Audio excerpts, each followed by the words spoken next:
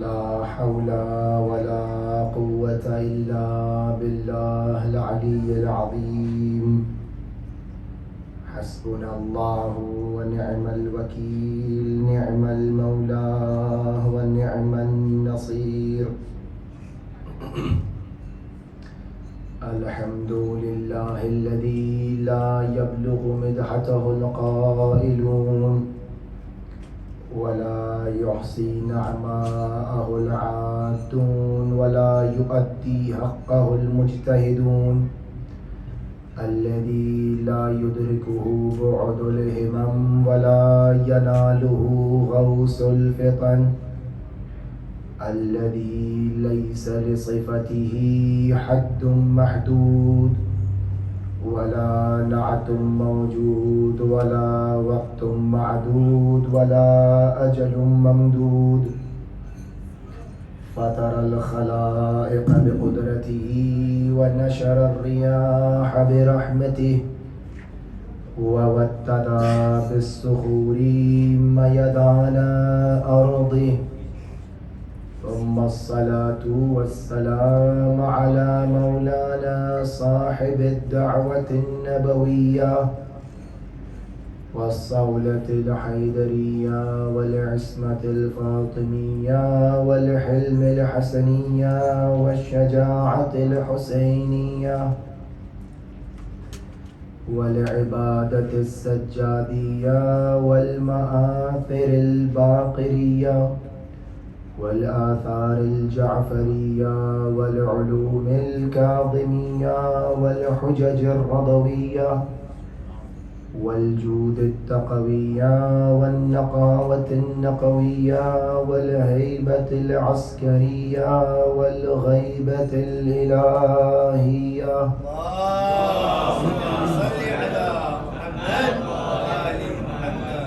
ثم اللعنة الدائمة على أعدائهم أجمعين، غاصبي حقوقهم منكري فضائلهم من الآن إلى قيام يوم الدين.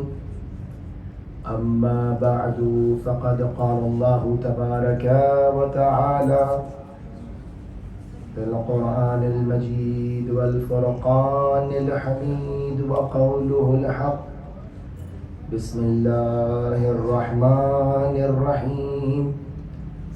اليوم أكملت لكم دينكم وأتممت عليكم نعمتي ورضيت لكم الإسلام دينا. صلوات محمد. اللهم صل على محمد وآل محمد. امام علی ابن موسیٰ الرضا علیہ الصلاۃ والسلام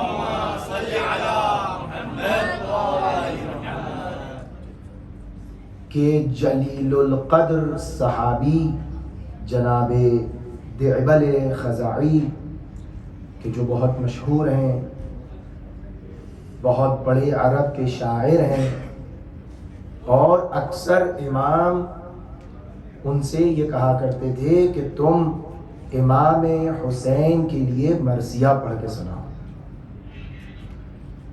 اور دعبل یہ کہتے ہیں کہ ایک روز میں امام رضا علیہ الصلوۃ والسلام کے پاس گیا، فَرَأَيْتَهُ جَالِسًا جَلْسَةَ الْحَزِينِ.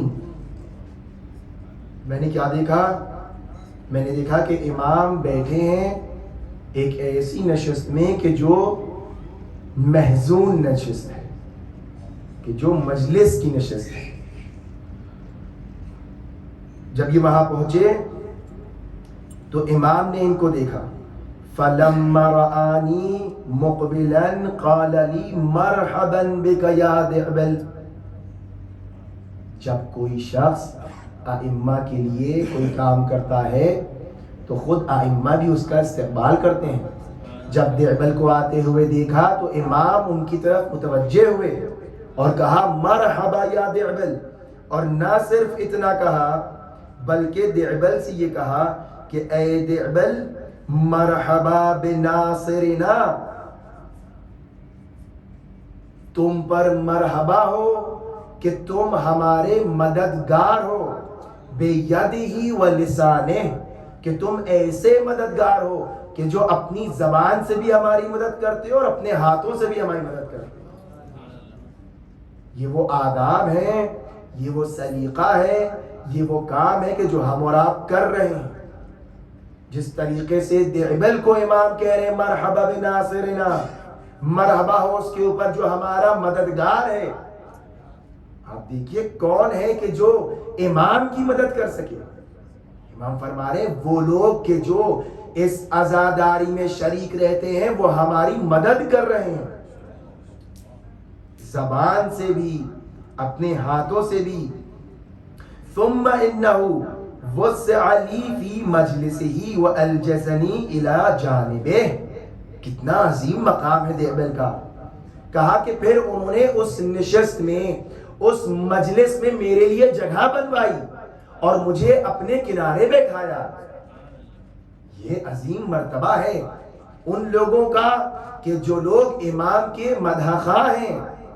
ہم امام سے سیکھیں کہ جو مجلس میں آ رہا ہے، اگر کوئی مرثیہ خان ہے، نوحہ خان ہے، ذاکر اہل بیت ہے، تو اس کا عزت اور احترام کرنا واجب ہے۔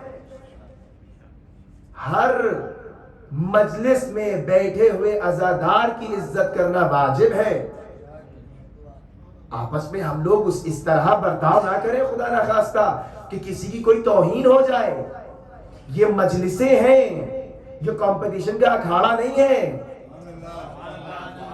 اس میں ایک دوسرے کو برا بھلا نہیں کہنا ہے۔ امام کس عزت اور احترام سے بیٹھا رہے ہیں اپنے پاس، یہ احترام ہے مجلس میں آنے والے مومنین کا۔ امام نے اپنے پاس بیٹھایا۔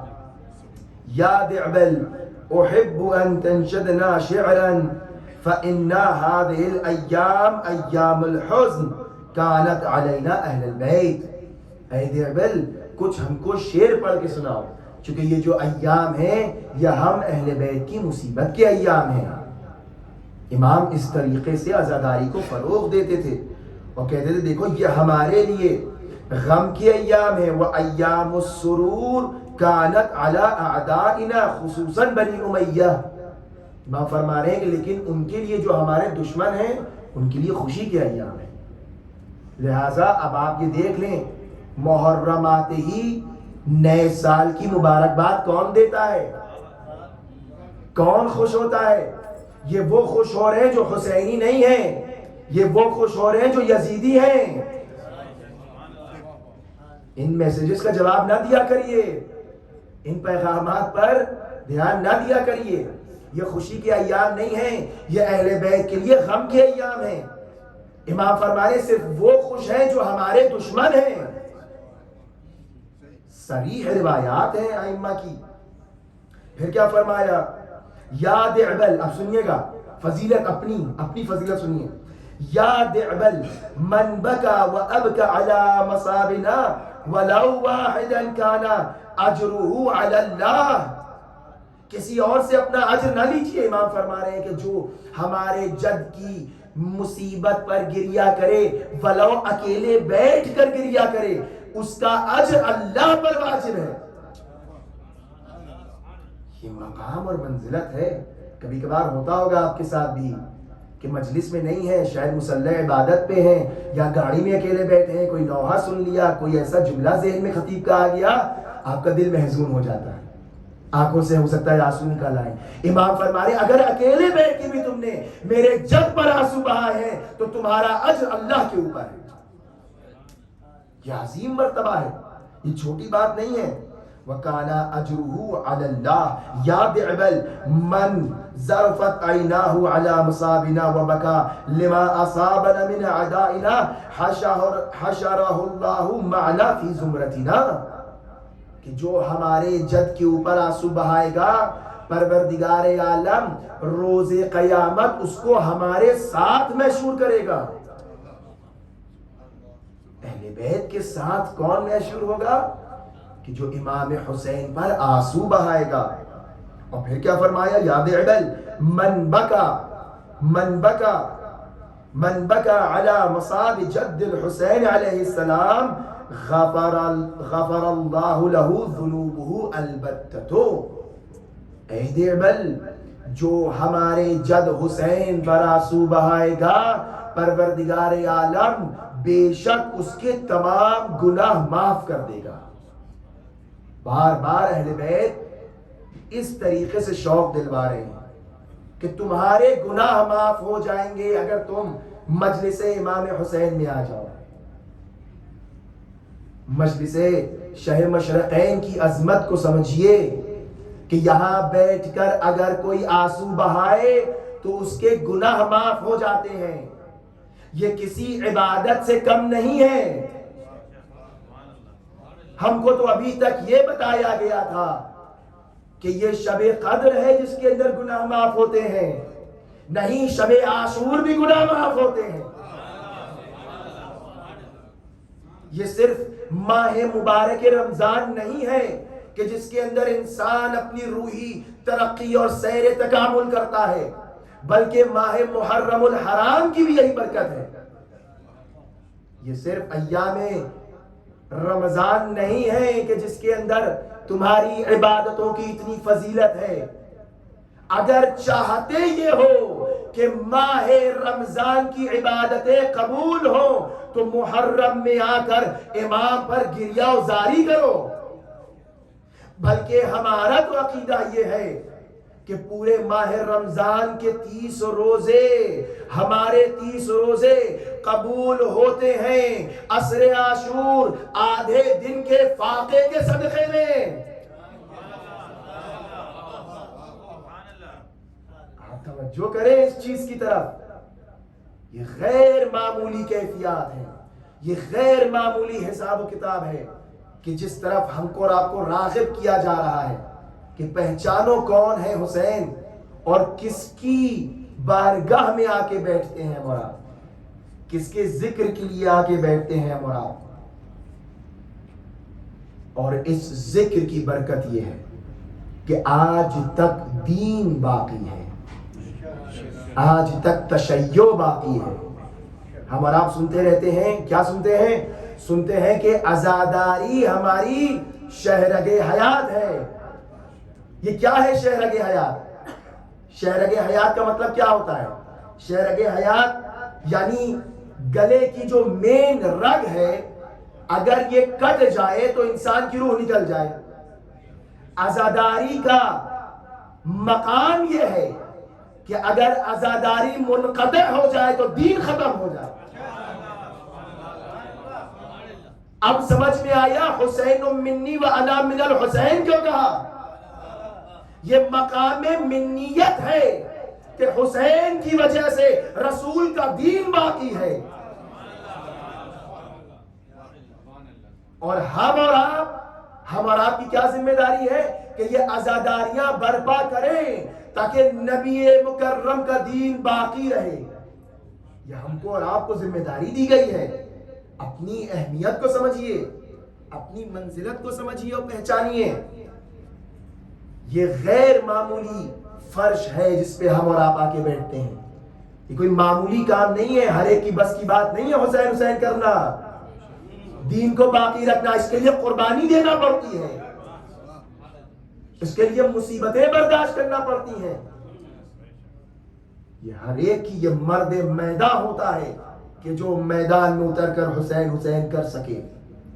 لہٰذا بار بار آپ کی خدمت میں یہ عرض کیا جا رہا ہے کہ ہمیں وہ دین لینا ہے کہ جو دین رسول اکرم نے غدیر میں ہمیں دیا، اور پھر اللہ نے یہ کہا الیوم اکملت لکم دینکم واتممت علیکم نعمتی ورضیت لکم الاسلام دینا۔ یہ کون سا دین ہے؟ میں عرض کر رہا ہوں کہ دین کے مزاج کو سمجھیں۔ قرآن میں کیا کہا جا رہا ہے، سنت نبوی کیا بیان کر رہی ہے، یہ اہتمام جو رسول اکرم کر رہے ہیں یہ اس لیے ہے کہ دین کب باقی رہے گا؟ جب علی کی مضبوط ولایت کے قلعے میں آ جائے۔ ولایت علی ابن ابی طالب حصنی، اللہ کہہ رہا ہے کہ علی کی ولایت میرا مضبوط قلعہ ہے۔ یہ مضبوط قلعہ کیا ہے؟ علی کی ولایت ہے، اس میں اگر دین آ گیا دین محفوظ ہے، اس کے باہر جو کچھ ہے وہ بے دینی ہے، وہ دین نہیں ہے، لہٰذا وہ دین ہمیں ماننا ہے۔ دیکھیے پروردگار عالم نے قرآن مجید میں عبادتوں کی کچھ شرائط بیان کی ہیں۔ کیا شرائط ہے؟ نماز کی شرط ہے، روزے کی قبول ہونے کی شرط ہے، حج کی شرط ہے۔ روزے کے لیے کیا ہے شرط؟ کہا ایمان شرط ہے۔ کیوں؟ چونکہ پکارا جا رہا ہے یا ایھا الذین آمنوا کتب علیکم الصیام، کس کے لیے ہے؟ ایمان والوں کے لیے۔ اگر ایمان ہے تو روزہ ہے، ایمان نہیں ہے تو روزہ نہیں ہے، یہ فاقہ کہلائے گا۔ نماز کے لیے کیا کہا؟ اقیموا الصلاۃ ان الصلاۃ کانت علی المؤمنین کتابا موقوتا۔ نماز کیا ہے؟ مومنین کے لیے ہے، ایمان والوں کے لیے ہے، مسلمان ہونا چاہیے، حقیقی مسلمان۔ یہی سب تو اہم اہم عبادتیں ہیں، نماز ہے، روزہ ہے، حج ہے۔ حج کے لیے کیا کہا؟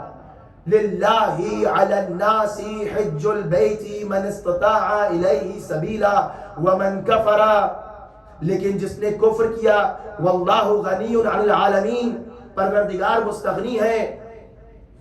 جس نے کفر کیا یعنی کیا؟ جو صاحب ایمان اور اسلام ہوگا اس سے حج قبول کریں گے۔ بس معلوم یہ ہو رہا ہے قرآن کی روح سے عبادتوں کی شرط ایمان ہے، ایمان ہے، نہیں پہنچے آپ؟ ایمان ہے۔ رسول کس کو کل ایمان کہہ رہے ہیں؟ یعنی علی کل ایمان ہے۔ علی کو مانو گے تو حج قبول ہوگا، نماز قبول ہوگی، روزہ قبول ہوگا، ورنہ یہ کچھ کام نہیں آئے گا۔ ایک صلوات پڑھے محمد وآل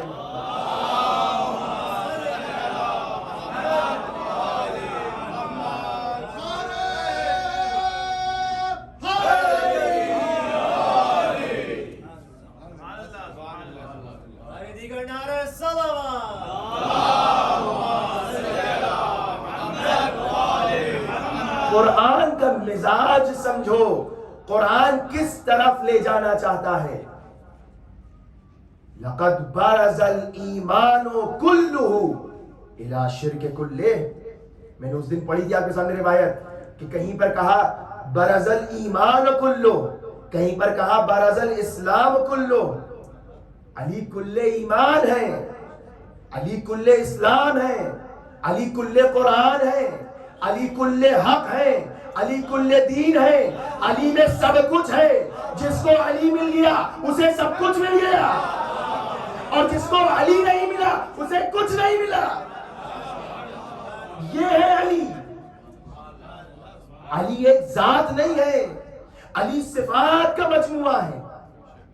علی معیار حق و باطل ہے۔ لولا انت یا علی لم یعرف المؤمنون بعدی، اے علی اگر آپ نہ ہوتے تو میرے بعد ایمان اور کفر کا ملاک ختم ہو گیا ہوتا۔ اللہ اکبر!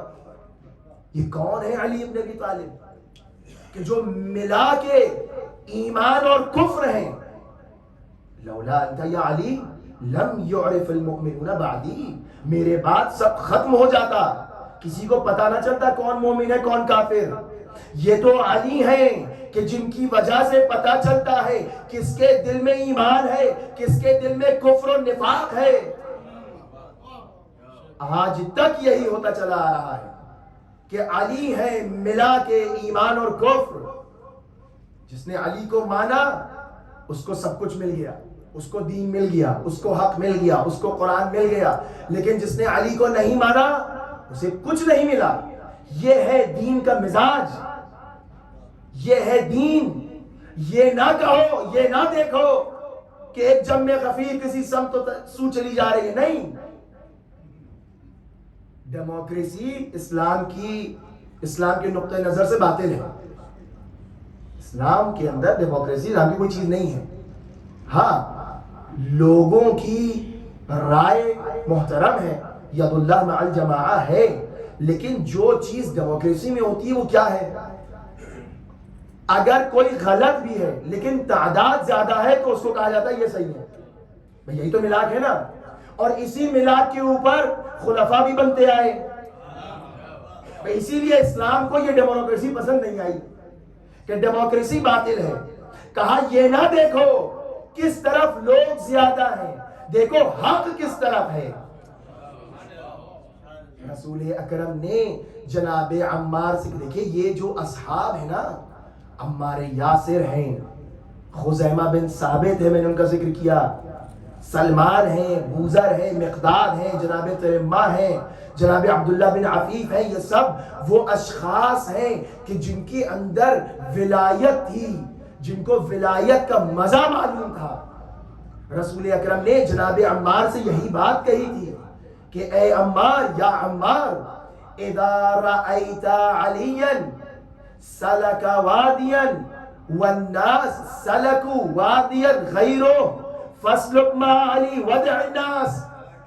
اے عمار, اگر کبھی کوئی ایسا وقت آئے کہ تم دیکھنا کہ ایک طرف علی جا رہے ہیں اور دوسری طرف تمام امت جا رہی ہے, تمام امت جا رہی ہے, سب لوگ ادھر ہیں, اصحاب بھی ادھر ہیں, ازواج بھی ادھر ہیں, لیکن اگر علی ادھر ہے تو فاسلک ما علی ودع الناس, سب کو چھوڑ دو, علی کے راستے کو اختیار کرو, کیونکہ علی کا راستہ حق ہے.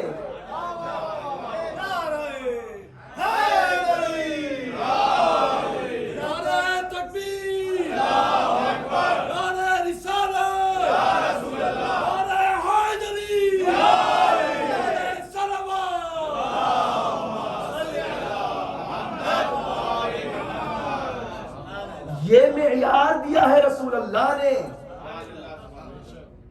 تو جو رسول کو مانے وہ حقیقی اسلام کو در حقیقت مان رہا ہے, جو علی کو مانے وہ در حقیقت رسول کی بات کو مان رہا ہے. رسول کی بات ساری کیا تھی, پوری زندگی گزر گئی رسول کی علی علی علی کرتے کرتے. تمہیں سنائی نہیں دیا تھا؟ جب دیکھو رسول اکرم علی کے فضائل بیان کر رہے ہیں, یہ کیا ہے؟ یہ وہی اعلان تبلیغ اور ابلاغ ولایت ہے کہ جس کی وجہ سے رسول کی رسالت بچ رہی ہے. رسول اکرم اس لیے بار بار کہتے ہیں علی کے ساتھ ہو جاؤ, چونکہ رسول اکرم کو فکر ہے کہ میرے بعد کہیں یہ لوگ حق اور باطل کو کھو نہ دیں. لہٰذا ایسے لوگوں کی تربیت بھی کی, عمار جیسے لوگ, بوزر و مقداد جیسے لوگ, ان لوگوں نے اس پیغام تبلیغ کو آگے بڑھایا ہے. یہ جو پیغام تبلیغ ہے, میں نے عرض کیا, عزاداری جو ہے یہ بھی ایک طریقے سے اسلام کو باقی رکھنے کا مرتبہ اور مقام ہے. یہ اسلام کو باقی رکھا جا رہا ہے, ورنہ اگر عزاداریاں نہ ہوتی تو لوگوں کی سمجھ میں نہیں آتا حقیقت کیا ہے, حسینیت کیا ہے, یزیدیت کیا ہے, لوگ بھول جاتے. لہٰذا یہ جو حکم بلغ ما انزل الیک من ربک ہے, یہ سب کے لیے. الذین یبلغون رسالات اللہ, حکم ہے وہ لوگ کہ جو تبلیغ کرتے ہیں اللہ کی رسالت. کیا فقط رسول اللہ کے لیے حکم تھا؟ نہیں, ہمارے اور آپ کے لیے بھی حکم ہے کہ اس ولایت کے پیغام کو پہنچاؤ. اور سب سے اچھا طریقہ ولایت کے پیغام کو پہنچانے کا منبر رسول ہے. یہ منبر غدیر کی نمائندگی کرتا ہے. یہ منبر وہ ہے جو غدیر میں بنایا گیا تھا, اور صرف اس لیے بنایا گیا تھا کہ اعلان ولایت علی ہو سکے.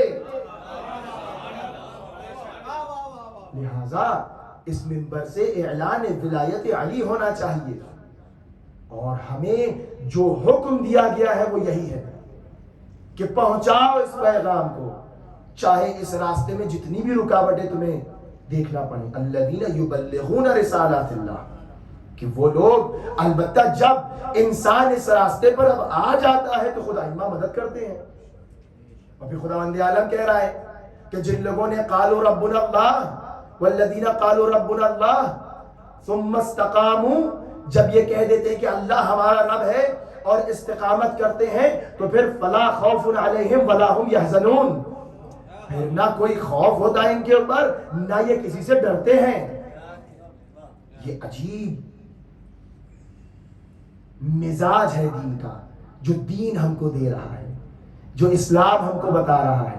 اور یہی ہے پوری تفسیر الیوم اکملت لکم دینکم کی، کہ ہر لہجہ دیکھیے. ایک مرتبہ یہ ہوتا ہے قرآن نازل ہو گیا، لیکن خداوند عالم نے قرآن کو صرف نازل نہیں کیا ہے بلکہ اس کی حفاظت کا بھی انتظام کیا ہے. لہذا غدیر کو پہنچا دینا اور اسلام کو کامل کر دینا کافی نہیں ہے، اس کو باقی رکھنا بھی ضروری ہے. پروردگار عالم تو اپنا کام کر ہی رہا ہے، وہ تو اس دین کو باقی رکھے گا. ہم کو اور آپ کو اس بیچ کیا کرنا ہے یہ ہمیں طے کرنا ہے. اور کس طریقے سے؟ انہی عزاداریوں کی وجہ سے کہ یہ اہل بیت رسول کس طریقے سے پرورش کر رہے ہیں اپنے اصحاب کی، کس طریقے سے ہمیں سکھا رہے ہیں کس طرح تمہیں اس پیغام کو پہنچانا ہے. میں نے عرض کیا آپ کے سامنے، یہ حضرات، یہ عمار یاسر، یہ کون ہیں؟ کس طریقے سے انہوں نے حق بیانی کی ہے. یہ سلمان، یہ بوذر، یہ مقداد، یہ مالک اشتر جیسے لوگ. ایک تاریخی واقعہ ہے جناب عبداللہ بن عفیف کا. یہ کوفے کے رہنے والے ہیں اور امیر المومنین کے بہت قریبی اصحاب میں سے ہیں، جن کی ایک آنکھ جنگ جمل میں زخمی ہوئی اور دوسری آنکھ جنگ صفین میں زخمی ہوئی، اور وہ اب نابینا ہے.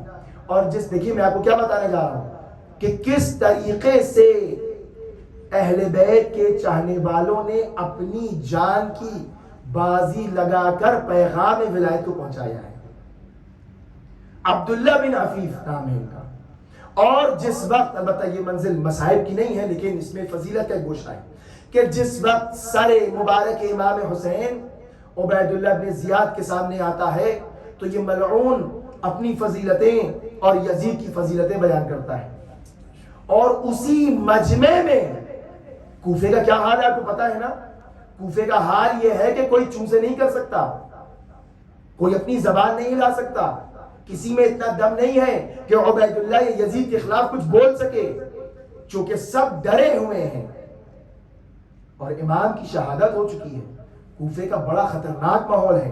اس خطرناک ماحول میں بھی جب انہوں نے، عبداللہ بن عفیف نے یہ دیکھا کہ امام کی توہین ہو رہی ہے اور یہ شخص منبر پر بیٹھ کر جھوٹ بول رہا ہے، تو ایک مرتبہ کھڑے ہوئے اور کہا یبن مرجانہ الکذاب ابن الکذاب انت، تو جھوٹا ہے، تیرا باپ جھوٹا ہے، اور جس نے تجھے بنایا وہ بھی جھوٹا ہے، اس کا باپ بھی جھوٹا ہے. یہ مزاج ہے غلامان علی ابن ابی طالب ہے کہ جہاں جیسا موقع پاتے ہیں ظالم کو بے نقاب کرتے ہیں، حق بیانی کرتے ہیں اور حق بات بیان کرنے سے پیچھے نہیں ہٹتے. یہ عظمت ہے ان کی. جناب تریمہ کا 2-3 دفعہ نام آ چکا ہے اور خواہش بھی کی گئی ہے کہ ان کی اس روایت تو پڑھوں کہ جو خط لے کر جناب تریمہ گئے تھے. کل میں نے خط پڑھا تھا آپ کے سامنے کہ امیر دیکھیں پھر وہی مزاج ولایت سمجھیے کہ کیا تیور ہونا چاہیے حیدر کرار کے ماننے والوں کے، کہ جب ظالم سامنے ہو اور ناحق بات ہو رہی ہو تو حق کا دفاع کرے. امیر المومنین نے خط لکھ کر اپنے اصحاب سے پوچھا کون ہے جو اس خط کو لے کر معاویہ کے پاس جائے. توجہ کریے گا، میں نے عرض کیا تھا امیر المومنین نے کس تیور کے ساتھ یہ خط لکھا تھا. جواب تھا نا امیر شام کا. کہا کون ہے کہ جو اس خط کو لے کر جائے. جناب ترمہ آگے بڑھے، عظیم جلیل القدر صحابی ہیں امیر المومنین کے، بلند قامت، شاعر، ادیب، سخنور، اور کہتے ہیں کہ میں لے کر جاؤں گا یا امیر المومنین. تو اب جب امام نے خط دیا تو جاتے جاتے ترمہ سے یہ کہا ہے ترمہ یاد رکھنا یہ اسلام اور تمہارے علی کی عزت کی بات ہے. توجہ کریے گا اس بات کی طرف. ترمہ نے خط لیا، آنکھوں سے لگایا، چوما، اور چومنے کے بعد اپنے عمامے میں رکھا اور تیزی سے معاویہ کی طرف شام چلے، امیر شام کی طرف چلے. اور جب پہنچے ہیں وہاں پر اور نگہبانوں نے روکا ہے، پوچھا تم کون، کہاں جانا چاہتے ہو، کہاں سے آئے ہو؟ کہا میں جنت سے آیا ہوں، جہنم پر کھڑا ہوں.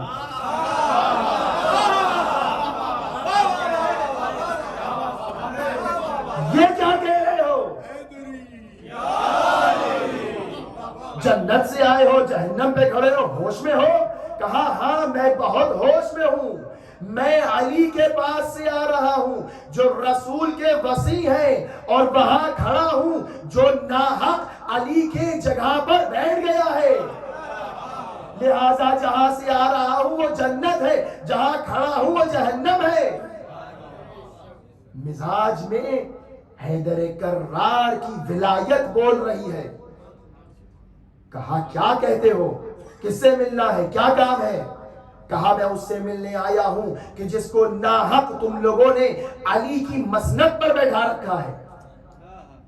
اب یہ گھبرائے، جا کر یزید کو بتایا. کہا کون آیا ہے؟ کہا ایک شخص آیا جو اس طرح گفتگو کر رہا ہے، ڈرتا نہیں ہے. کہا علی کا کوئی صحابی ہے؟ کہا ہاں تیرے ماں ہے. کہا بلاؤ اندر. یزید چاہتا ہے کہ قتل کر دے، لیکن امیر شام نے روکا اور پوچھا کہ آؤ بیٹھو. کسی نے کہا کہ امیر کو تم سلام نہیں کرتے؟ اب دربار میں ہے، لوگ کہے امیر کو سلام کرو، لیکن تیرے ماں کہتے ہیں میرا امیر تو صرف علی ہے.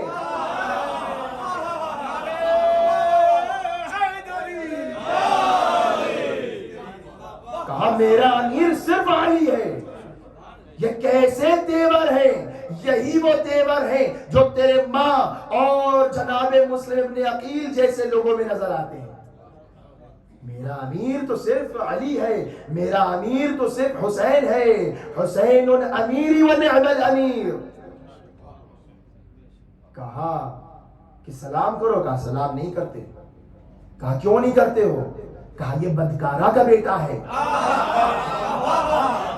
امیر شام آپ ببولا ہو گیا. کہا یہ کیا کہتے ہو؟ تمہاری ماں تمہارے غم میں روئے ہے، تیرے ماں.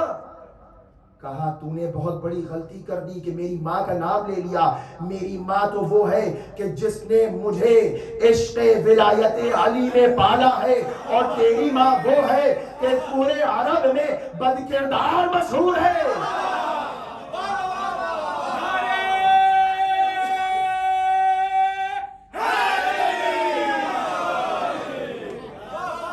علی کے ماننے والے ڈرتے نہیں ہیں، وقت پڑتا ہے تو حقیقتیں کھول کے رکھ دیتے ہیں.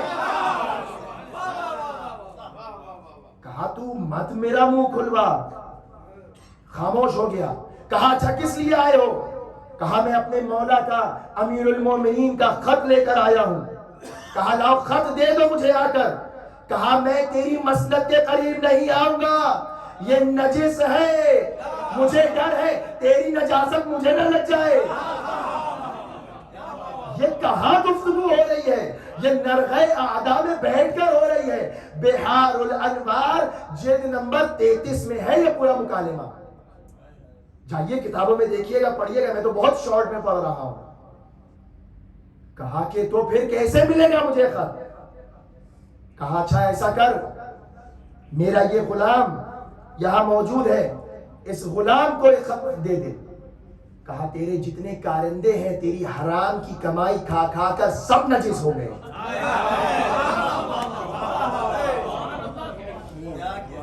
کہا ان کے ہاتھ میں اپنے امیر کا خط دے دوں؟ کہا پھر؟ کہا اچھا میرے وزیر عمر عاص کے ہاتھ میں دے دے.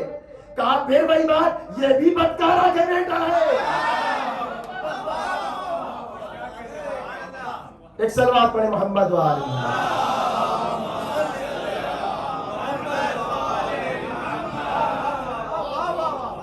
یہ روایات کے جملے ہیں، یہ تاریخ کے جملے ہیں، یہ اپنی طرف سے نہیں کہہ رہا ہوں. کہا یہ بھی داعی ابن داعی ہے. کہا پھر کیسے ملے گا خط؟ اب کون بچا؟ اچھا سن، میرے بیٹے یزید کو دے دے. کہا شیطان کا بیٹا شیطان ہوتا ہے، ہر بات پر ایسے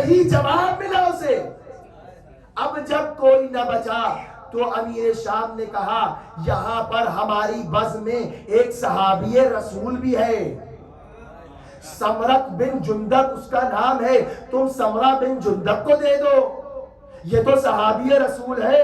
کہا سمرہ بن جندب یہ تو رسول پر جھوٹ بولا کرتا تھا، خدا کی لعنت ہو اس پہ۔ نہیں سمجھے آپ، نہیں سمجھے آپ؟ تیرے ماں بتانا یہ چاہتے ہیں کہ بعض صحابی ایسے تھے جو جھوٹ بولا کرتے تھے۔ ہر صحابی لائق احترام نہیں ہوتا،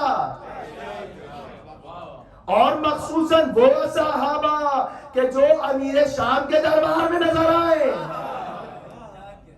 جو جس کے قریب ہوتا ہے وہ اسی جیسا ہوتا ہے، یہی تو اثر ہے ولایت کا۔ کہا اس کو بھی نہیں دوں گا۔ آپ کو پتہ یہ سمرہ بن جندب کون تھا؟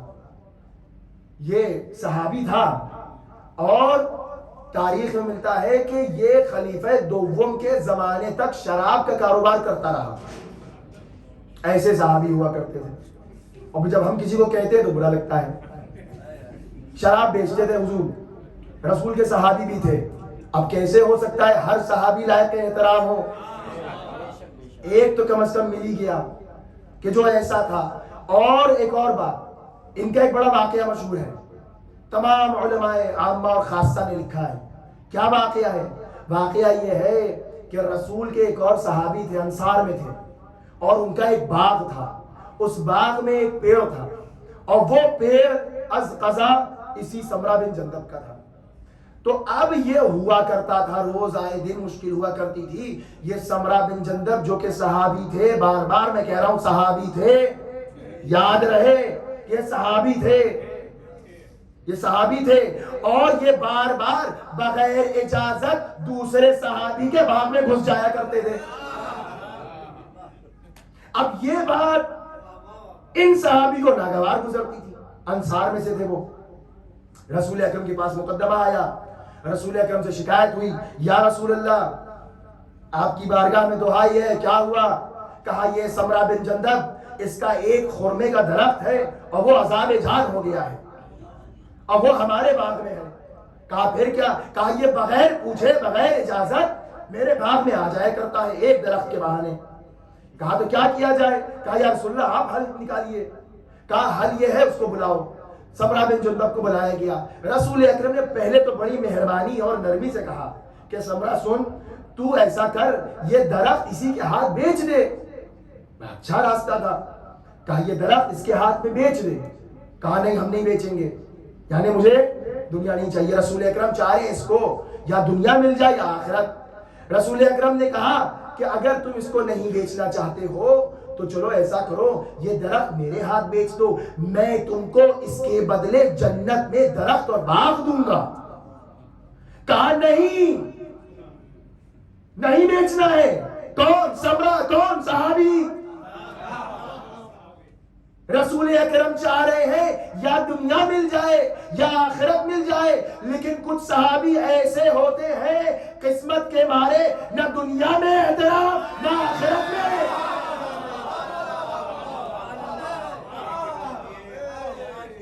کہا نہیں چاہیے۔ تو پھر رسول اکرم ناراض ہوئے، ناراض ہوئے حضرت، اور ناراض ہونے کے بعد اپنے صحابہ کو حکم دیا کہ جاؤ اس کا درخت جڑ سے اکھاڑ پھینکو۔ نہ دنیا ملی نہ آخرت ملی۔ بات سمجھ میں آئی کچھ؟ رسول اکرم ناراض ہوئے، رسول اکرم اپنے صحابی سے ناراض ہوئے۔ توجہ، رسول اکرم اپنے صحابی سے ناراض ہوئے۔ کیوں ناراض ہوئے؟ چونکہ بغیر اجازت کسی کے باغ میں گھستا تھا۔ رسول اکرم ناراض ہو رہے ہیں کسی کے بغیر اجازت باغ میں جانے سے، تو پھر اس کا کیا حشر ہوگا جو پورا باغ فدا کھا گیا۔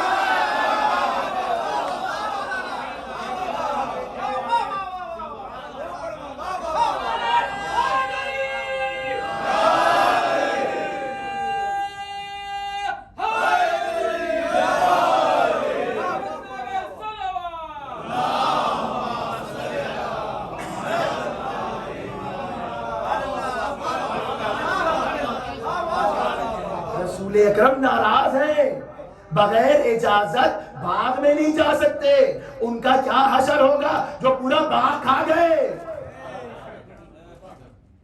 ہاں، نہ دنیا ملی نہ آخرت ملی۔ معلوم ہوا تیرے ماں بتا رہے ہیں ہر صحابی کن نجوم نہیں ہوتا، ہر صحابی لائق تحسین نہیں ہوتا۔ کہا ہے تیرے ماں تم اپنا کام کرو، جلدی یہاں سے جاؤ۔ خط کیسے ملے مجھے؟ کہا تم خود اپنی مسند سے اٹھو، ادب سے آؤ، جھک کر مجھ سے میرے امیر کا خط لو۔ امیر شام اٹھا، تاریخ کے جملے ہیں، جب کوئی چارہ نہ بچا علی کے سامنے اور علی کی تربیت شدہ اصحاب کے سامنے ظالم اسی طرح بے بس ہوتا ہے۔ اٹھا، اٹھ کر آیا، آ کر خط لیا۔ اب جب خط کو پڑھا تو جو میں کل پڑھا تھا آپ کے سامنے وہ سب تمام تحریر سامنے آئی کہ میرے پاس وہ تلوار ہے جس سے مارا ہے مورا ہے، سب ہو گیا۔ اب جب اس نے یہ دیکھا تو کہا ہے تیرے ماں یہ کیا لکھا ہے تمہارے امیر نے، یہ کیا ہے تمہارا امیر، علی کیسے ہیں؟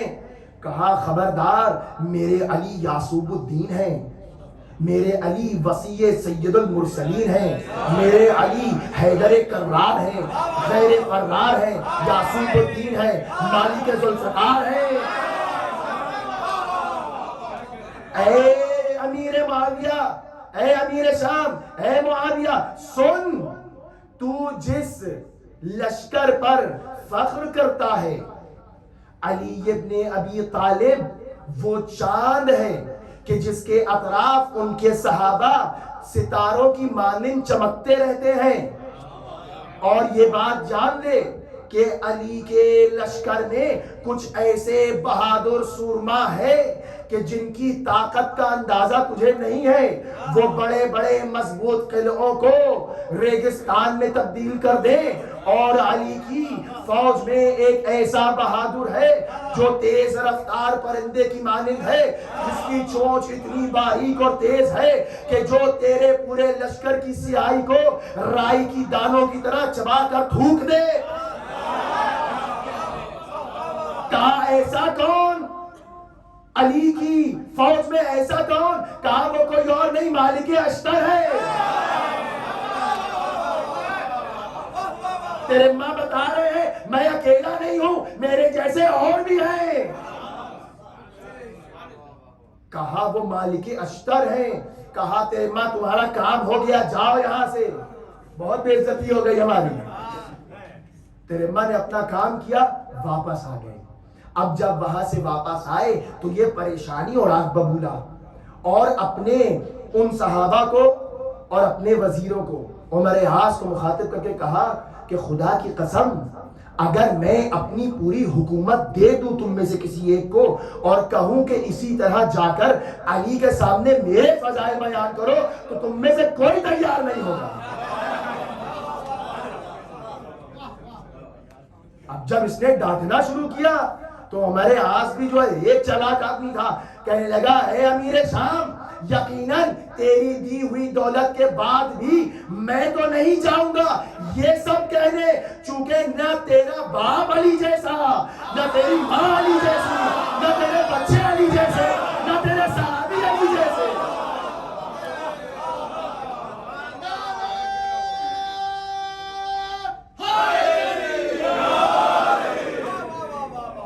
یہ ہوتے ہیں تیور علی والوں والے، اس طرح حق بیانی کرتے ہیں، اس طرح ظالم کو للکارتے ہیں۔ یہ ہے خاندان عصمت و طہارت کی تربیت۔ اس طریقے سے کہا گیا ہے کہ حق بیان کرو جہاں تمہیں موقع ملے، جیسا موقع جیسا محل ویسی بات کرو، اور عقل مندی سے بات کرو۔ اس طرح سے تیرے ماں واپس آئے ہیں، اور جب یہ تمام قربانیاں اس طریقے کے افراد دیتے ہیں، عبداللہ بن عفیف کو جب انہوں نے بھرے دربار میں ٹوکا تو شہید کروا دیا گیا تھا، اور عبداللہ بن عفیف امام حسین علیہ السلام کی شہادت کے بعد سب سے پہلے شہید ہیں کہ جو دفاع راہ حق امام حسین میں شہید ہوئے، سب سے پہلے شہید ہیں وہ کوفے کے۔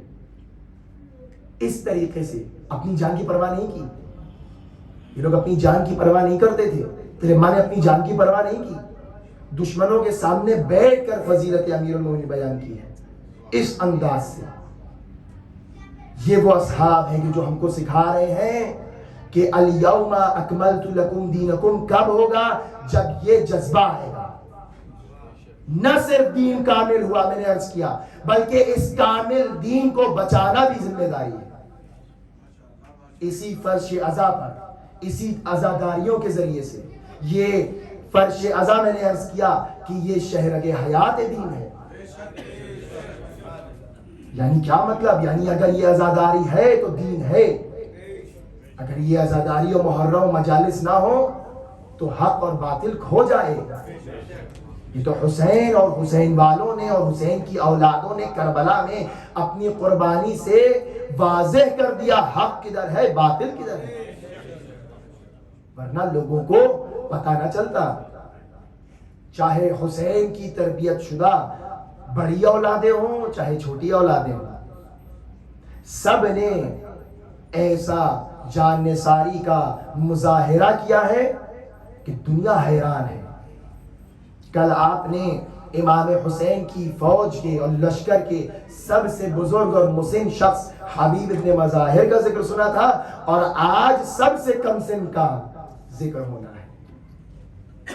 کون؟ امام حسین علیہ السلام کی فوج کا بظاہر جسمی لحاظ سے سب سے کم سن، سب سے ہلکا، سب سے چھوٹا سپاہی 6 مہینے کا بچہ ہے، لیکن جو کارنامہ کیا ہے وہ سب سے عظیم ہے۔ کیوں؟ چونکہ اصغر کی شہادت حسین ابن علی کی سب سے بڑی حقانیت کی دلیل ہے۔ کس طریقے سے ان ماؤں نے تیار کیا ہے بچوں کو؟ آپ سنتے آتے ہیں جناب زینب کی قربانیاں، جناب رباب نے بھی کم قربانی نہیں دی ہے دین کو بچانے میں۔ جناب رباب نے بھی 3 اہم قربانیاں دی ہیں۔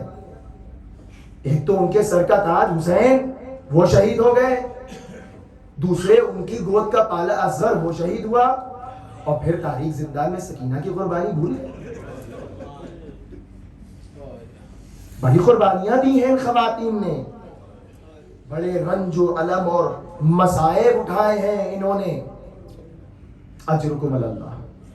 آج شبیہ گہوارہ جناب علی اصغری برآمد ہوا ہے، بہت خیال سے چومیے گا، چونکہ جناب سجاد اسی طریقے کے ایک جلے ہوئے گہواروں کو دیکھ کر خوب روئے تھے۔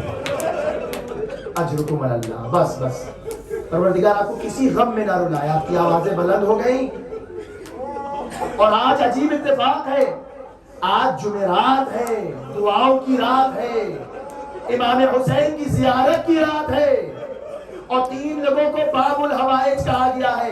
امام کاظم علیہ السلام، جناب ابو الفضل عباس اور جناب علی اصغر باب الحوائج ہیں۔ امام زمانہ کو پرسا دیجئے، آج امام زمانہ ضرور آئے ہوں گے۔ امام کو اپنے چچا عباس اور جناب علی اصغر کے مسائب بہت پسند ہے۔ امام کے ظہور کی تعجیل کی دعا کیجیے۔ کیا ہے علی اصغر؟ سب سے چھوٹے ہیں بظاہر، لیکن سب سے سنگین جنازہ ہے، چونکہ امام حسین نے جس طریقے سے جناب علی اصغر کے جنازے کو اٹھایا، اکبر کبھی جنازہ اس طرح نہیں اٹھایا تھا۔ کبھی آگے جاتے ہیں، کبھی پیچھے آتے ہیں۔ اللہ تاریخ میں ملتا ہے کہ جب تمام آباد اور انصار شہید ہو گئے، شاید آج تھوڑی سی دیر ہو جائے، رونے میں اور گریہ میں کمی نہ کریے گا۔ مجھے پتا ہے آپ مصائب سن رہے ہیں شروع سے آخر تک، لیکن آج 5 محرم بھی ختم ہو گئے۔ بات کرتے کرتے 10ویں ہو جائے گی اور لیجئے صاحب عشرہ ختم۔ رونے میں کمی نہ کریے گا، ورنہ ہر سال یہ کہتے ہیں کہ مولا آپ پر ٹھیک سے رو بھی نہ سکے۔ اجرکم اللہ۔ امام ایک مرتبہ بلندی پر آئے اور آنے کے بعد آواز دی، حل من ناصر ینصرنی۔ ہر دفعہ علماء نے کہا کسی نہ کسی نے لبیک کہا. ایک مرتبہ امام نے کہا حل من ناصر, ملائکہ آسمانوں سے اترنے لگے, اے حسین اگر آپ حکم دیجئے تو اشقیاء کو ختم کر دیں.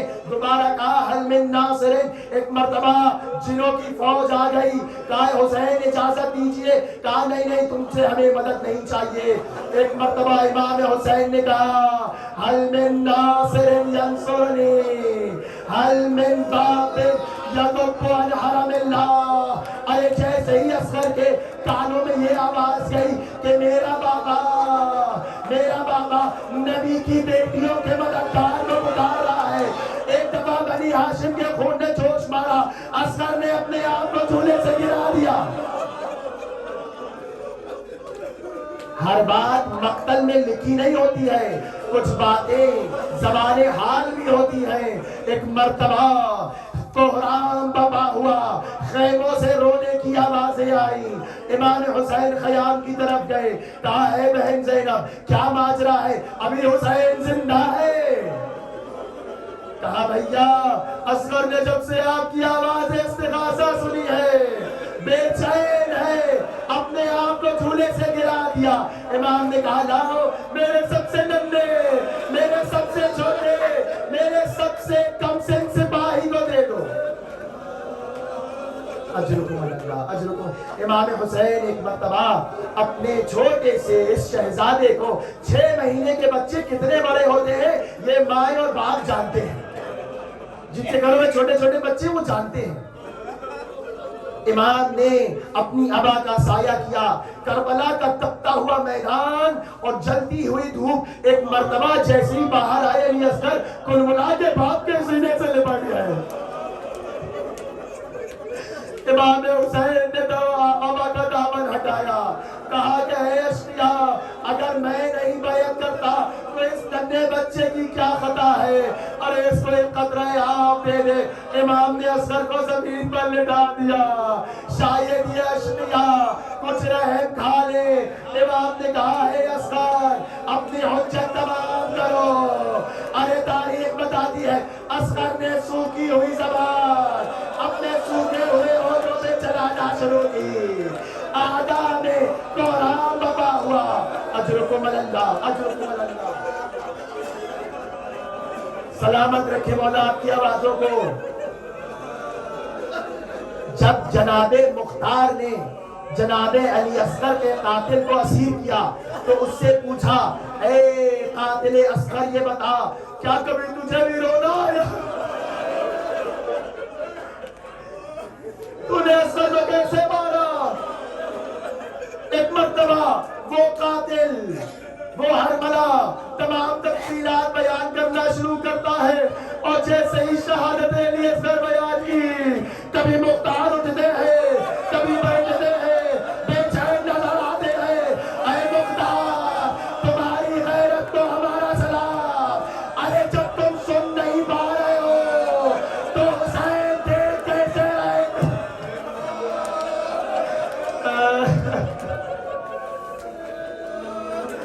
رباب کے دل پہ کیا گزر رہی ہوگی. ارے 6 مہینے کا بچہ کس طرح سے باپ کی گود میں, تاریخ بتاتی ہے, سنیے گا. اجرکم اللہ. ایک مرتبہ ہرملا کو حکم ہوا ہرملا اقطع کلام الحسین, حسین کے اس کلام کو ختم کر دے. ہرملا نے تیر اٹھایا, تیر ہاتھ میں لرزنے لگا. ایک مرتبہ پسر سعد کہتا ہے اے ہرملا اگر مجھ سے پوچھا جاتا سب سے سنگ دل آدمی میری فوج میں کون ہے تو میں تیرا نام لیتا, لیکن تیرے ہاتھ کانپ رہے ہیں. کہا جو میں دیکھ رہا ہوں وہ تو نہیں دیکھ رہا. ارے جب میں تیر چلانا چاہتا ہوں ایک بیوی اپنا دامن اٹھائے مجھ سے کہتی ہے میرے حسین کی غربت پر رہا جا.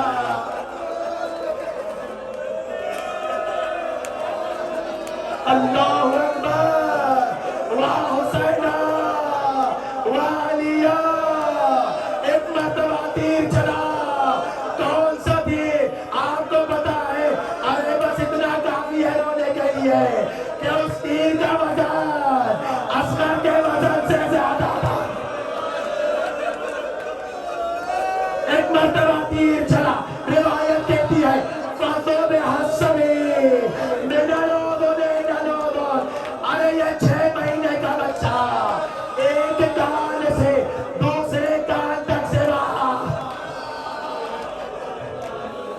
فانقلب الصبی علی یدی الامام، ارے یہ بچہ اپنے باپ کی آغوش میں کروٹیں بدلنے لگا اور تیر امام کے بازو میں پیوست ہو گیا۔ عجب نہیں اصغر خیمے کی طرف رخ کر رہے ہوں گے، اے اماں علی اکبر بڑے تھے، انہوں نے بابا پر زخم نہیں آنے دیے، ارے میں کیا کروں یہ تیر مجھ سے زیادہ بھاری ہے، بابا کے میں بازو کو بچا نہ سکا۔ اجرکم اللہ، تمام مصیبتیں ہو گئی، جناب امام حسین نے خون کو اپنے منہ پر ملا، بس مقاتل کا آخری جملہ، اس سے زیادہ زحمت نہیں دینا ہے۔ سن سکو گے کیا ہوا؟ ایک مرتبہ جب تمام اشقیاء آئے اور کربلا میں شہداء کے جنازے پامال ہونے لگے، اجرکم اللہ کیا مصیبت تھی۔ آپ کو پتا ہے تنہا شہید کہ جس کو امام نے دفن کیا ہے وہ اصغر ہے۔ ارے عجب نہیں امام جانتے تھے عصر عاشور سب کے جنازے پامال کیے جائیں گے، ارے یہ 6 مہینے کا اصغر گھوڑوں کی ٹانگوں کی تاب نہ لا سکے گا۔ امام نے دفنا دیا، شہیدوں کے سر گنے جانے لگے، میں تیزی سے ختم کر رہا ہوں، شہیدوں کے سر گنے جانے لگے، کہا گیا کہ حسین کے 3 علی بیٹے تھے، ایک کو مار دیا، ایک کو قید کر لیا، تو تیسرا کہاں ہے؟ کسی نے کہا ہم نے دیکھا تھا حسین نے ایک چھوٹی سی قبر کھود کے اصغر کو اس میں دفنایا تھا۔